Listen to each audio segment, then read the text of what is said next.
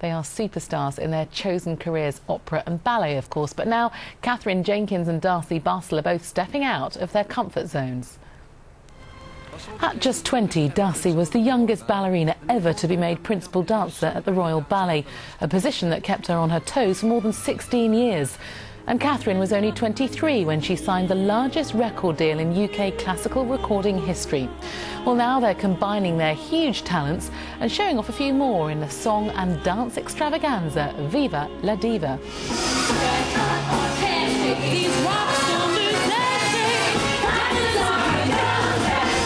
Darcy and Katherine came in to tell me all about the show they're taking on tour. Fantastic to have you both in the studio. Thank you very much indeed for coming. What a big challenge for both of you. Katherine, let's start with you. How did the idea Viva La Diva come about? Well, Darcy and I were always being invited to the same sort of events, and we sort of started chatting and became friends, and I knew you were going to be leaving the Royal Ballet, and we thought, wouldn't it be great to create a show which combined dance and music? And then we started talking about our influences, wasn't it? And who had inspired us to do what we do today. So there were some that were kind of expected, like for me, Maria Callas, and... Yeah, well, there was kind of the Fred Astaire and the Bob Fosse, but there was the Sid Charisse and the Ginger Rogers and a bit of Audrey Hepburn in there, but because they, I don't know, we all, we didn't realise, but we always used to watch those as movies.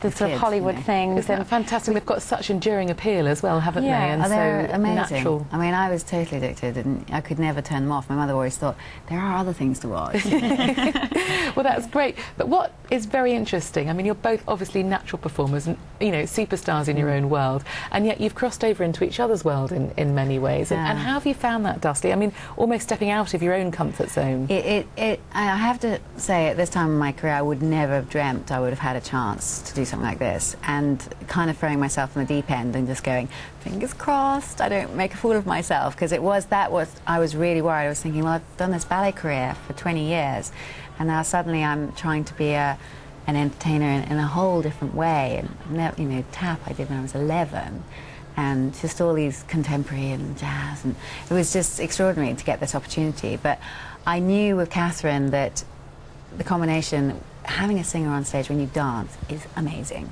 But I thought, well, we could work this around and make it really complement both of us. You know, if we get a really good director, which we were so lucky there with Kim Gavin. And I think it was just so nice because so many people wanted to be a part of it. You know, also making the song for Viva La Diva. And how did you find it, Katherine? I mean, because you do some dancing, obviously, as well. I do. And the first time I had to dance with Darcy Bussel. It's really daunting. But you were brilliant. Like, you were so. She's been so encouraging with me, and it's kind of it's been totally stepping out of my comfort zone. But I've really enjoyed it, and I think the fact that we've both had to be quite brave with it, haven't we? Very brave. That was the thing, and I think that we supported each other because we knew it was terrified. I think we did all these rehearsals on our own, trying to practice, and like we had tap rehearsals on our own to see if we could actually be decent tap dancers. And then when we came together, we were like, I've got to see how good you are. You got really competitive. But that's so nice that you're so honest about actually being nervous together. And so, I mean, you're going to be performing at the O2 Arena, which is quite a big stage. I don't want to kind of put the fear of God in you. But I mean, do you actually stand behind the stage before it all starts and just actually, I'm really quite scared?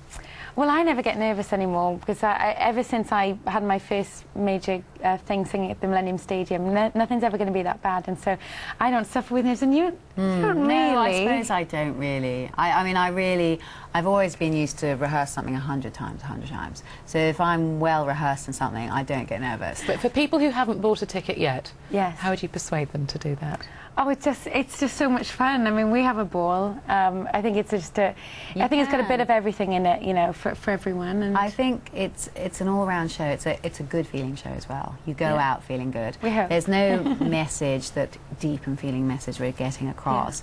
We just want people to have a great time and be entertained, you know. And hopefully everybody will find something that's appealed to them, because there's bits. All different. And we are actually filming it for DVD for all those who can't make it, so that'll be coming out at the end. I'm getting on the phone straight after this interview to book my ticket. Thank you both very much indeed for coming in, and best of luck. It's fantastic to see you both. Thank you. Thank you.